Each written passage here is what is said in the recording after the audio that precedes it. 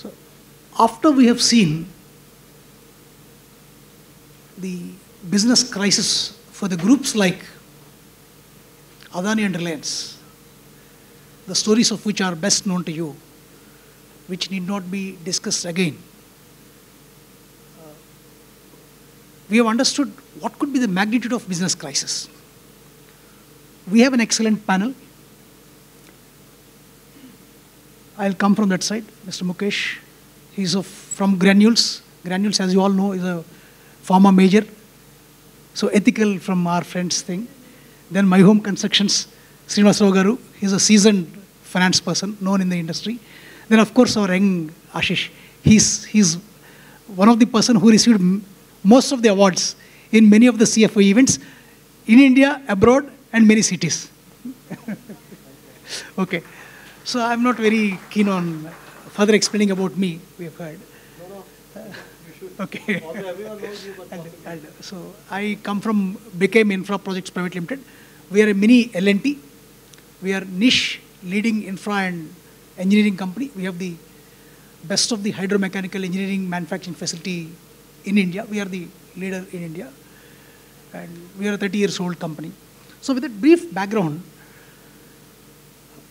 I'll explain what could be this business crisis issue with a simple example, stealing the time of our expert panels who should be speaking to you than me, who is given the job of speaking few questions. I may not get this opportunity to speak again, therefore I am. During Corona time, there were no flights, no movement, no courier, no post, no courier. That was a time a company has received close to 1,60,000 crores worth of investments into it. You all know it. We are not praising, we are not criticizing Reliance. Why this happened, how it happened. It was not known even to the intelligence of the government. As the group was facing crisis in the name of bureaucratic delays, to get the required long pending approvals for their joint ventures, for their product ventures with Saudi Aramco, one of the smart consultant like you, or maybe many, told them, Mr. Ambani, you'll have to grow. I've already grown. I'm not talking about your business growth in India or physical growth for yourself. I'm talking about growth. I've already grown. I'm the largest company in the country. No. You have to grow beyond India. Yes, we already have presence outside. It is not what I'm talking. It's about your horizon of investors and stakeholders who are around the world than being in India. It is then they did this math with the support of persons like you, and they held discussions with whom? Facebook, Google, Qualcomm, Apple. You name a company which is worth its salt in the top 10, all of the top 11 have invested into Reliance. And imagine what could have happened, valuations, negotiations, documentations, no courier, no flight, people have not moved. If this would not have happened, in the name of the competition what was brewing up with other names, which you all know, other two names, popular being Adani, Reliance was feeling the heat that it's ignored and its approvals were withheld and not given. With your advice that they have to grow beyond, they embraced international joint ventures, accepted 1,60,000, 1,50,800 odd exact number. Thereafter what happened? You cannot attack a company like this because you're not attacking him. You're not attacking his company. You're not attacking his group. You are not attacking an Indian. You are attacking the world at large, the global investors at large. You have investors from all over the world. Any attack on him, any attack on group, venture, etc., will be seen negatively by the whole world. You have created a moat, immunity moat around yourself in the name of international investors. That was how they could come out of the business crisis. And Adani, same case, that's a different story, we don't discuss that. All of you know it. So with that small preamble, to just give you a sense of what could be business crisis, because many of us may not have known, Hyderabad has seen business crisis in the name of real estate companies. They went bust. There was consolidation. There is consolidation happening. Some of them have disappeared. So that is the depth of what this business crisis or turnaround requirements could mean. My chitty. So what we thought was, with the approval of our expert speakers, we said we'll have 4 questions. Different questions. 2 different, 2 same, uniform questions. 2 unique, 2 uniform. My first question is to our young leader, Ashish. What are the major responsibilities and key challenges CFOs face in managing business crisis and where there are turnarounds, managing turnarounds? Ashishji? So first and foremost, thanks a lot for such a gracious introduction, Dr. Kishore. It's always a pleasure to meet you. I attended your last session. It was quite enlightening. And whenever we're here, it's always good to hear. And this kind of forum, especially by NextGen and Gain Skills, is a good platform. I'm able to meet Mukesh after almost like 6-7 months. And to meet you for the first time. I have not met you in the past, but it's great to be on the same podium. So this is pretty good and contextual. Coming to your particular question as to what are the kind of risks. Well, according to me, CFO is always on a very hot seat. The seat is like a boiling furnace. And the kind of challenges that they always encounter is few can be financials and few could be non-financial challenges. Because you cannot just categorize simply saying that as a CFO function, you're only looking at financial challenges because that's not where the buck stops. So there are a host of challenges. During turbulent times, first and foremost, and I would say from my own experience, and what I look at as particular critical pillars which needs to be encountered, building a right and strong team is one very, very critical factor, which if not being there, then as a CFO, you will not be able to perform what you are wanting to perform. Right now, I'm sitting on this podium, and I am able to talk because I have a good, strong team. In fact, few of those stakeholders are in this forum. So it's good because once you have a strong team, then they are able to take a lot of the areas of responsibility, and you can possibly focus on many other non-financial as well as other strategic factors. So that's the first area. In case if you're not able to do that, then of course it's a challenge. So that's the way I look at it. Number 2, managing any kind of cash flow or liquidity situations is very important. Cash is always king, as is an anecdote and is a quote which many people generally in the corporate circles you hear. And the most critical factor is that many of the sales folks, many of the BUs, generally end up doing the revenues, but many of those don't get collected. And if they don't get collected, then it creates a lot of cash crunch. And this is no exception to any of the organizations. All companies go through it. So cash planning and forecasting is very, very important. You need to have the right cash flows. Third challenge, which I feel, is the overall operating plan and forecasting and budgeting. If you're not getting your planning and budgeting right, then during the course of the year, you'll not be able to moderate and monitor what exactly you want to achieve. Fourth is the deployment of the capital. Well, deployment can be in either short-term sources or long-term sources. And many CFOs and many other CXO positions generally use cost of capital as one barometer in order to judge the deployment. But that's not just the only thing. Judging the aspect where you want to allocate the capital is very, very important, because if that is not done, then possibly you will not be able to take your company to the next level. And hence, that's the fourth factor. Fifth factor, according to me, is that supply chain disruptions. That's a very, very important aspect. Generally, in any organization, there is a procurement team, there's a project team, there's a supply chain team. You can call it with any nomenclature which you want to associate it with. But till the time you don't have a clear, detail-oriented CFO who is willing to fold his sleeves or her sleeves at the time when it is needed, and also look at the holistic picture when it is not needed, and possibly go in the direction of managing the cash flow, the supply chain disruptions is very important, because if your supply chain goes for a toss, then your overall operations would go for a toss. So that's possibly the sixth aspect, according to me, which is very, very critical. And seventh, which comes to my mind, which is generally all the finance folks. Okay, I don't know what's the quorum here, what's the background of people. I'm assuming all are finance folks in different layers of the organization. Generally, there is a sentiment in all the organizations that if there's any topic which is not clearly associated with any function or operations, it's a finance topic. and if that aspect is a finance aspect, that is the biggest challenge.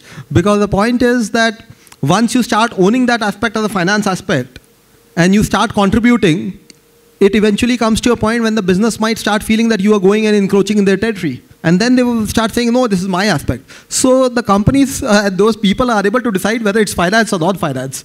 And that's the biggest challenge. So as CFOs, that is something you have to manage. Because balancing that equation is very, very important. If you're unable to balance that equation, then possibly you will always be in that area where you can possibly become a chief accounting officer and not that. So these are the challenges according to me. Yeah. Thank you, Ashish. So he spoke more about the challenges and less about responsibility. Because he is our community, CFO community, we don't want to highlight much about our responsibility. That's okay. That's a fair proposition. And I welcome that kind of proposition. Now, how are crisis management strategies identified, adopted, and utilized, deployed in the industry? That's a question what I would like our Srinivasa Garu to answer.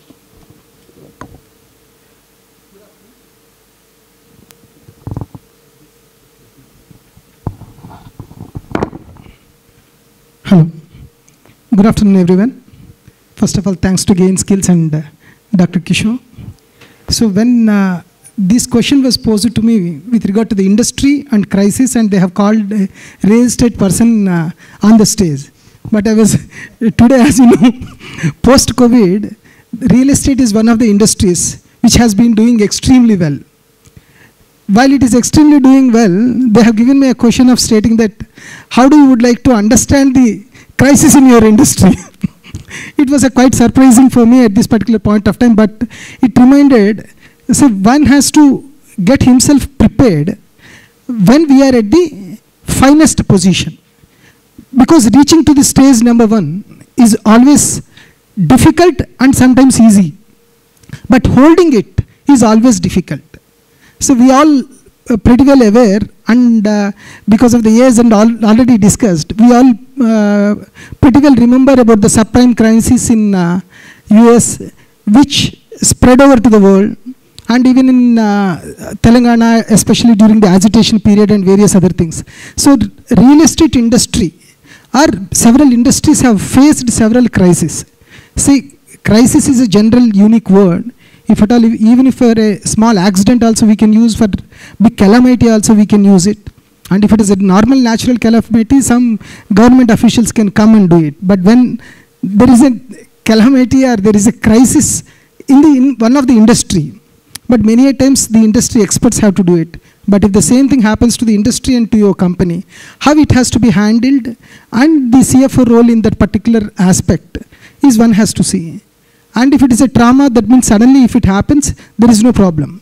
But the biggest challenge for the CFOs is, if it is owned or if it is some disease which has been happening over a period in the industry and within the company, how he has to manage that particular show. First of all, the duty of the CFO is to ensure that such kind of instances do not happen, either within the company or within the industry. If at all, if you are one of the leader in the industry, how we should be in a position to warn. In one of the forums also, even I spoke to the people when they are saying, a real estate player or any of the company which are in the top position, the price difference between the bottom and the top is 50%. And how it is happening? Then I said, if my margin is about 60% to 70%, it is right. But if my margin is not that much, so that means something wrong at the bottom. If something wrong at the bottom is easily ignored, it affects the entire industry. That is what has happened at several times. If someone, without even a land within his hand, if he wants to sell the plots, or if someone anticipating that something, he will buy the land and starts planning himself and sells it ahead of the construction, then what will happen? So these sort of the things also leads to the crisis within the industry. So how one has to understand it?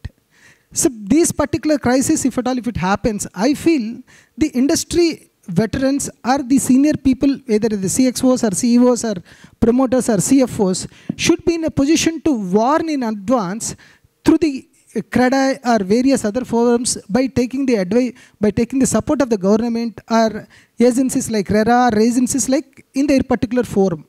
But if we wanted to wait till such time something has happened, we will not have anything to do it. We have to just get drowned ourselves. So if you ask, especially what he asked is, what is that as a CFO role we have to see? So CFO role is not only studying of his own company, and he has to understand and study the other companies which are within the same region or within the country, how they are able to perform. And I have to share one important aspect is in 2009 and 10, one of the banker or one of the investor, he told me, as far as the Hyderabad is concerned, it is the best of times. Within 1 year, the same guy came and told me 44 out of 48 projects are deferred. So within 1 year, how come the healthiest position have become a client of Apollo? So that is the biggest problem that what we have faced during that particular period. Then then there were several analyses that have happened. Why did we go into it? So whether cost plus margin aspect are based on the brand, are based on the location, are based on the fancy, are based on the demand. So here maybe though I am coming from one particular company, if you feel it is not quoting, when we all approached our management when it was doing extremely good, sir, even being a #1 player in Hyderabad, our prices are 20% lesser than the newcomer. He said, just close all these thoughts from your mind and keep selling. And as far as that is concerned, that his vision worked within 1 year. This has happened, and we were the only company of that particular size delivered during that particular period. How did this happen? Is the one what answer to the question where how industry has to think. So industry has to go in a flow. And the same promoter when we have approached, when it was not, when it was extremely doing good, he said just go at your bottom of the price or mix of the price. When the industry is at very low, when we said, sir, we have to fix the price at X plus 20% and launch the project. So he is able to judge that particular momentum, and to our surprise, within 15 days of the launching of the project, we have sold 50% of our inventory. So all this has happened because someone sitting at the top is observing about the market very closely rather than getting stuck what media reports, what hearsay words understand. So this particular site of going insight into the market, understanding of the people, understanding of the world, and how we have to behave during that particular difficult position and happiest position gives a lot of learning for us to act in future. So there is, as an industry and as a company, we feel we are able to manage various crises, and this is the learning, if that is the answer to the question. Thank you, sir. So he explained a summary of the valuable explanation. One, you are no restaurateur to change your prices on a daily basis. You sell 2 idli a plate at 20 rupees, regardless of the price of tamarind, groundnuts, onion, and the batter. Your price can't be changed. The label needs to be same for a longer time, for a reasonably longer time, certain time at least. How do you absorb? Over a period of time, you'll have to understand the business cycle, and over a period of time of the cycle, are you able to make your profit or not is how you'll remain matured and handle as a strategy. Then the second point, emulating, the first one was explanation of what he emulated the explanation. The second one, I am speaking the summary point. During down times, they adopted a strategy of cost plus model without bothering about the prices which were quoted by other fancy developers or whoever. With the goodwill what they have, with the transparent model of cost plus, they could achieve the expected sales, maybe more than that. That's another strategy what they adopted. So these are the two main strategies what I've observed and summarized. Now, there is no business without any crisis. There is no CFO if there is no crisis. Companies will not like to have finance people if there is no crisis. It is we who expose our stress, pain, mind, brain, everything before IT, vigilance, GST, everyone, and bank, investors, and talk to investors. I'm not available. Sir, not available. Fine. So this is rampant, isn't it? So your chairman tells, I'm not available. So you'll speak the same thing. You do not say, chairman told me that he wanted me to tell that he is not able to you, not stuff. You are facing all those things. Why? Because there is crisis, you have your role preserved, secured, respected. What are the crises in the business? We spoke a couple of them, all of us spoke, a couple of other speakers spoke. You all know still what are certain crises we are talking about and what could be the reason that these crises arise and trouble us this much. Mukesh, please. Yeah, thank you, Dr. Krishna, for hosting such question. Before that, I just wanted to say I became a fan of yours. So very good, enlightening. Still, we are seniors. We are senior citizens. That's the only difference. Yeah, carry on. Yeah. So your speech on the ESG was really pretty good, and also last time also I heard you. So, and just to share, my points on the question. So whatever we heard, let's say whether it is ESG or ethical or unethical practices, if we don't follow, then that also turns into crisis. And in the morning, in the first half also, we have spoken heard a lot on digitization, transformation, all that. If you don't do it, adapt it, upskill it, and move ahead in the curve, then also the business will face the crisis. And a lot of business crises, we would have heard, we would have done the analysis, studied some of the examples which I could quote, let's say Kodak camera or Nokia. So all went through, business disruptions. Probably, what the management should have done it differently, what CFO also should have helped in, managing the risk of such thing is, can be discussed a lot. But I thought I will share my own experience today of last 20-25 years in the profession, working for various organizations. So a few I just elaborate. A company which has been having, let's say, 70-80% of business into, let's say, core products where they are market leader, and their balance 20-25% is not really getting focused. That also can become one day a crisis or challenge. You are market leader, 80% is ensured business, but how do you grow? And your management is also only focusing on that business, then what happens to the business? So such crisis or the challenge which I have also part of that, then what we have done is demerge the company, and that non-core, we made it as core for the demerged company, separate management focus, separate growth trajectory for that. So such things, of course, CFO can play a lot of role. One more example I can share. Let's say, a large acquisition is done, or an acquisition is done where with one acquisition you get entry into maybe, let's say, 15 geographies. But all of that may not work. The strategies may not be uniform for all.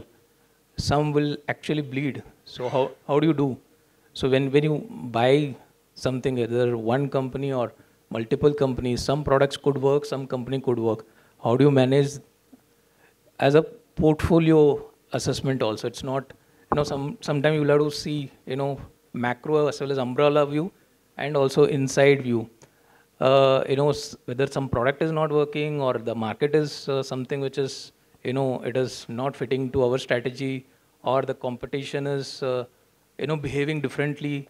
How do you do? You may have to take hard calls also. Maybe I have done, let's say, with one large acquisition, I got 15 entries. Should I divest 2 and probably see whether should I invest in other 13? or should I, enter into more organic investments? So such, challenges will keep coming to a lot of businesses. And, how as a CFO, you partner with the business and also the entrepreneur to do the assessment in, as a portfolio of your investments. How do you allocate the capital? And how do you ensure that, you get the adequate return and on sustainable basis? On the product side also, a lot of things you will have to see, whether it is long-term and sustainable. So, a lot of business disruption we see. One day, one competitor will come, his cost will be lower than yours. And what you do to differentiate. So, those are the things which, CFO also try to, help in driving it in terms of, let's say one product has become commodity for you. Earlier it was giving having a manufacturing advantage. Over the period, a lot of people have come and it has become a commodity. Then how do you differentiate either through innovation or technology or, various such, aspects have to be seen to manage the crisis. And there could be various such business reasons which can come, and how do you manage? Thank you, Mukesh. So he spoke very nicely about a couple of the reasons, crisis and reasons. Although he put it in his narrative, there are good points to pick up. Number one, when there's a sudden change in the business composition, Imami Realty, as they came with a big bang, thinking that our brand will support us and we can expand we can make a killing in real estate business also. They could not succeed at the first instance, and they shrunk, they sold off. They let their business arm go off. Again, they understood what to be done, and they came back.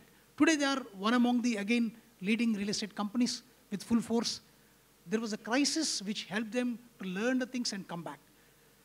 Then, he spoke a very interesting thing about the basket of the portfolio. The sensitive and very insightful point, what I picked up is, from Mukesh's discussion is, what is a product, branded product, over a period of time could become commodity? When could it happen? When there are many players. Today, if you are purchasing a notebook, simple, I mean to say not the notebook, the book or a ball pen, usual use and throw ball pens, you may not have a preference for a brand, generally speaking. You may have preference for yourself because you're a CFO, but when you're ordering pens for all of the team members, 6,000 employees, you'll not think of which brand, all that stuff. What do you think of? Is it okay? Quality, price. You are least bothered to understand what is the brand of the product. Rather, you are less bothered, I would say. I would correct myself. Why is this? What is this? Once a product with a brand, because of huge competition, became a commodity. How much of a strong you are, you got into the crisis. That's a crisis. Because you will not command the premium what you have to, what you thought of commanding because of your brand.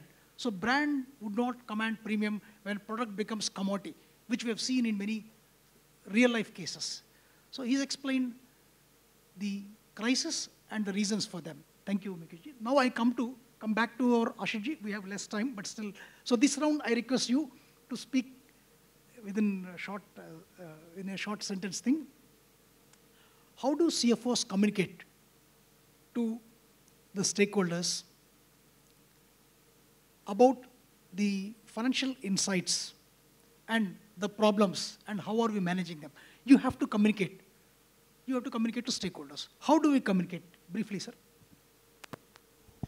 So, communication during turbulent times or during any challenging times is very, very difficult. It is like, see, as CFOs, you need to maintain transparency. You need to be factually, absolutely, critically correct. You can't be factually incorrect. You have to, if something is going downturn, if the revenues are not coming, if the profitability is not coming, and if it's a very, very hardship, your costs are going or ballooning off the roof, and you are in a completely difficult position, you can't just escape the fact, and you can't just say that, oh, things are rosy and hunky-dory. You have to communicate to whether it's your board, whether it's your employees. There are two forms of communication. One, of course, is active communication. One is passive. Actively, of course, you can comment saying that these are the areas which deserves attention, and you can be factual. But lot of times, if you're not even saying something, your mere expressions, the way you are carrying yourself, at times that is also evaluated by the entire employees of the organization. and all those employees are making perceptions in their mind. A lot of times in my organization, okay, let me not talk about my organization because I should not be bringing real corporate examples of my current job. So let me talk about my earlier experiences. I've seen examples wherein, let's say, during we are missing our AOP significantly. Our losses are ballooning. We have a lot of issues, and then there are some board meetings. After the board meetings, the next day when the CFO and the CEO comes in the office, let's say because of the bashing they might have received during the last day, their expressions might be a bit off. And then there are some conversations in the office that keeps on going. Looks like panga to hua hai. Solid mar pada hai. And possibly the company is not doing well. And then the conversation goes to the second layer. And with every layer, the communication, the frequency and the intensity increases. The next layer says, ab payments nahi hoga. Third layer mein jayega. Then the third layer will say, is the job secure? The fourth layer will say, will the salary come this month? So ultimately, this is passive communication. You need to be very, very clear about it. I'll give 2 examples. And just in the spirit of time, after these 2 examples, I hand it over for the other questions, if any. So 2 examples. What CFOs and, in fact, the finance community as a whole needs to master is the art of communication, the art of storytelling. Storytelling is very important. It is like, okay, I am a foodie, so I'll give that example. When I'm eating a cake, and let's say there's a birthday party. If I am going for a birthday party, I go to the bakery, I order a cake. The cake, the material and everything is still the same. But in the end you say, right, happy birthday, Papa. Right? Those just few letters, that's like icing, and that's what creates the impact. That's the art of storytelling. I was recently watching this World Cup between the final match in which Surya Kumar Yadav took a catch during the boundary line. And he popped in and then popped out, threw the ball up, caught it again. There was a conversation, huge conversation. Many cricketers, I remember Michael Vaughan saying, and few saying that he didn't catch properly. The boundary line was disturbed, so it was a 6, but eventually it favored India. When this question came to Surya Kumar Yadav in one of the conference, I heard him say, and actually as CFOs or any community, we should always embrace the art of learning things from all disciplines. The way he expressed, it was asked to him that, did you take the catch cleanly and was it a 6? He just restricted it to two themes. I took the catch, it wasn't a 6. Boundary line, they asked, was it inside? I don't know about that, groundsman can answer. I played within the rules. So he was factual. He had given answers with all facts. He was fully transparent, but he managed the communication. This is what you need to do with the employees and the board. Correct. Thanks. So promptly picking up telephone is a simple message. You're a lender, I'm a borrower, I'm not picking your call. That itself communicates a lot. Silence communicates sometimes. So I was asking a young person, same question, 6 youngsters. So you're a married man? So he was expressing shy. And another person, he was expressing disappointment. At another person, third person was having sweat. Same question, I did not change it. And I'm not smart to change the question also. Sweat. And fourth person looks like he went into some tension. So questions remaining same, responses could be different. So we have to be prompt in responding, number 1. And as he rightly said, it's a timely communication, transparent communication. Transparent communication will definitely beget us audience, and we get long ropeway to also maintain the same camaraderie and then also getting their support. You don't communicate properly, you don't get the support from the investors. Even if you communicate, you'll still get rough responses. So we call them in finance rough response. So how is CMD now? Okay. So what's the response? Rough. Normal things, credit language. So what technology do you use? Or is there scope for technology in managing the crisis? So, crisis management, specific technology, I don't think that there is anything. But if you are in difficult positions or a crisis, or in the business crisis or something other, that according to the situation, you should be in a position to use it. Maybe if I have to just give only 1 or 2 examples. Today we know Uber, Ola, GPS and various other things. We were having about 1,000 trucks and we had to close that entire logistics business at one point of time in 2010, 2011. And when I have visited that particular location and various other things, we thought more than 2,000 people were supposed to affect with that particular thing. Then when we went into the deep, we were not getting the transparent accounting system from the drivers. If we are able to control it, we will be able to manage the show. If you make the driver as a thief, you have to close your shop much earlier than what you have to do it. Then we have searched various other things and tried to implement the GPS system and connect it to the Google Maps even during those days. And the distance, whatever they have traveled, we have made them to learn that this is the correct measurement. Though initially they have expressed displeasure, they understood about the whole system and they have come into the position. Of course, today you have several things. So one of the crises at that particular point of time was we had to close the entire logistics division, but just switching into this kind of the small technology, we were able to come out of such situation. But that is the reason I don't say we cannot have a technology for the crisis, but how you use the technology, whatever it is available. And if I have to give the latest example, since you have expressed about the COVID, immediately after this particular lockdown and all other things, we have received the dictate from the government stating that there should not be exodus of the labor and you have to protect the laborers within the sites. So within the camps, if you have to protect to them, you should be in a position to supply the food, supply the material also to work for it, and at the same time you will not get the money from the customers. How you have to manage that particular position. And the dialogue and discussions among the project team, among the bankers, among the customers and various other things, how you should have. So one of the best things, say Ashish also was telling about the communication. So what my boss told me is, your communication with the team should not push the difficulty into the crisis, and you should be in a position to pull up from the difficulty position to the up position.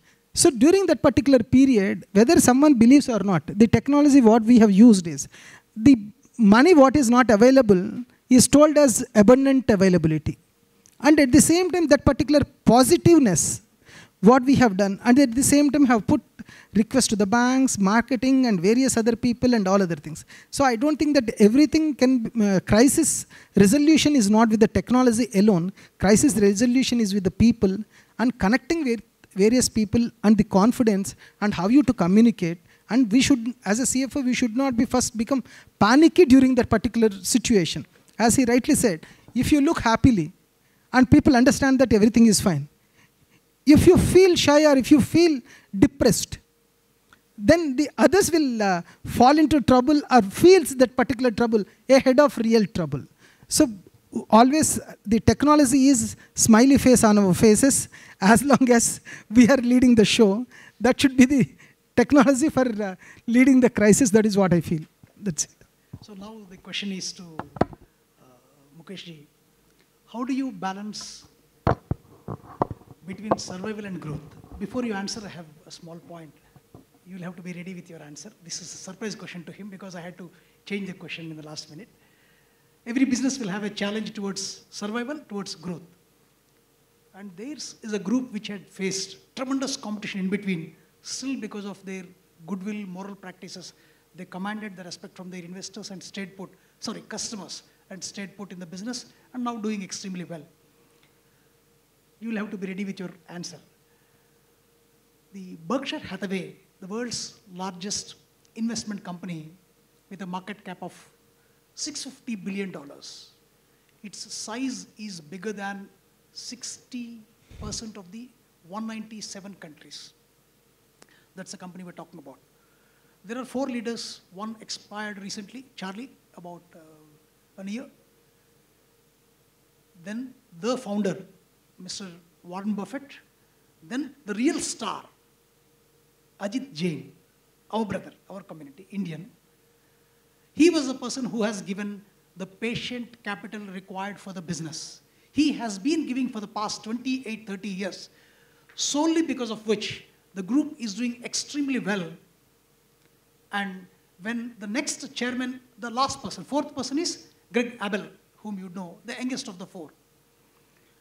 When they had to decide, 99-year-old Charlie, 96-year-old or 95-year-old Warren Buffett, 63-year-old odd Ajit Jain, and 57, 56-year-old Greg Abel. Among these four, two are retiring as chairman and vice chairman, are due for retirement. Naturally, it's not surprise. One of the smart girls in an interview asked Mr. Buffett, if four of you are traveling in a boat, and if the boat is due to get capsized, and all of you have to drown, unless three of you sacrifice your lives and leave one person to run, exclusively to run Berkshire Hathaway, who would that be? Without an eyelid, Mr. Buffett said, it will be Ajit Jain. Why? Was the question from the same smart girl. And he said, he is the person who has been mobilizing capital for the group. Benign capital, zero cost of capital funds, benign cost funds. Insurance, I keep subscribing for 30 years. I'm not getting anything I'll get when I die. Then, not before. It is that long patience which this capital is holding. And what return? Almost negligible. In India, it is about 4.5 to 5. Elsewhere, it is hardly 0.34, 0.5, 0.7 like that. Zero capital, zero cost of capital. And this capital has been funded by him. But as he said, Ajit Jain is due for chairmanship. He will become, the world expected Ajit Jain to become chairman. All the Indians, including the B school students, prayed that he will become chairman. But because of his lack of dynamic communication, because of his lack of aggressive posture, because of the general Indian blood of being humble, nimble, not nimble, humble, and simple, all that stuff, he lost the race. And in one of the similar AGMs, similar setup AGM, when a smart investment analyst asked a question, Buffett said, we are doing extremely well. Charlie said, we would do well, we've done well, we'll do well. Greg said, we have fixed the problem, what you're speaking. What is that? It doesn't exist. Then last, in the queue, Ajit Jain said, that is a big problem. We acknowledge it. We are working on it. And partly addressed. It may recur. But we are trying to address it. And we are hopeful of addressing it given our abilities and the strategy. We can discuss more on it later. He's transparent. Very communicative, as good as others. But the lack of dynamism, tactfulness, and timely response, taking some time and then shaking his head and then responding, that has caused the damage. And the other two decided he may not be the person who will be communicative in the interest of the organization. And he lost the chairmanship.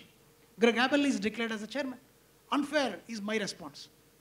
But we don't know how fair it is for the company. So as our two experts stressed upon the communication, that's very, very important. This is the classic example where we lost because of lack of strategy, lack of tactfulness, all those things. Now our Mukesh ji will explain about how to balance between survival and growth. Yeah. See, crisis can be short-term in nature or probably long-term in nature, or it can probably disrupt the business also. So each type of crisis has to be handled differently. I'll just give a few examples. Let's say COVID, probably it was good for pharma company, but it was not so good for many of the industries.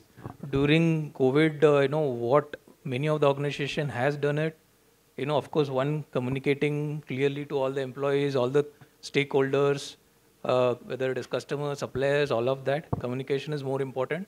Second is also, making sure that you are reserving a cash so that, you are able to survive, manage the, minimum expenditure which you can incur, control the expenses also, and come back to the normalcy, and then, of course, strive for the growth. These are, probably temporary in nature, and I will give one more example. So, let's say cyber attack has happened.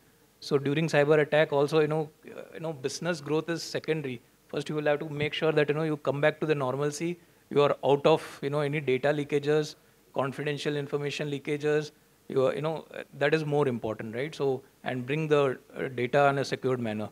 So, then you work on that on a priority basis.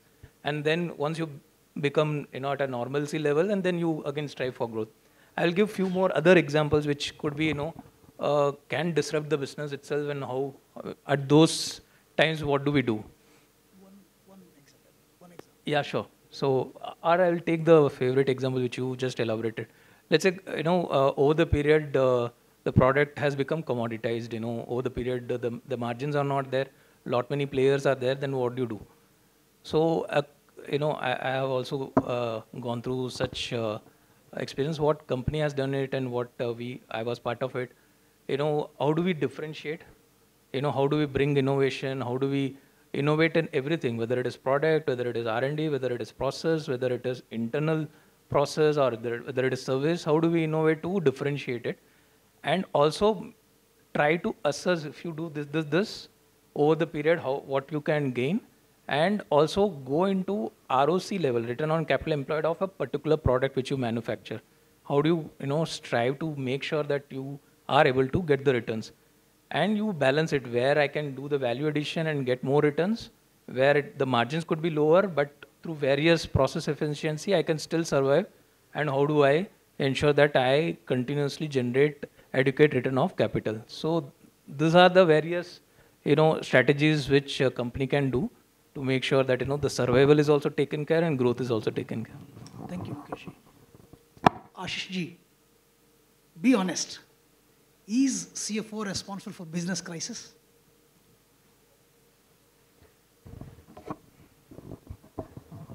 Is CFO responsible for business crisis? Honest, yes, no. Oh, binary No answer. explanation, yes, no. Yes, no. Somewhere in the middle. Neither yes or no. Very smart. Srinivasa garu. Is Neither yes, CFO no, no. responsible for business crisis? Yes, no. If I don't accept my, yes, Somewhere in the middle. Yes or no? Yes or no?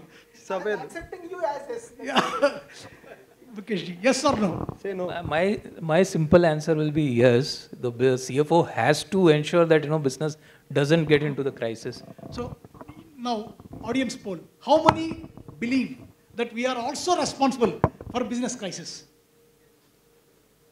Oh my God, we are creating so much of crisis. Are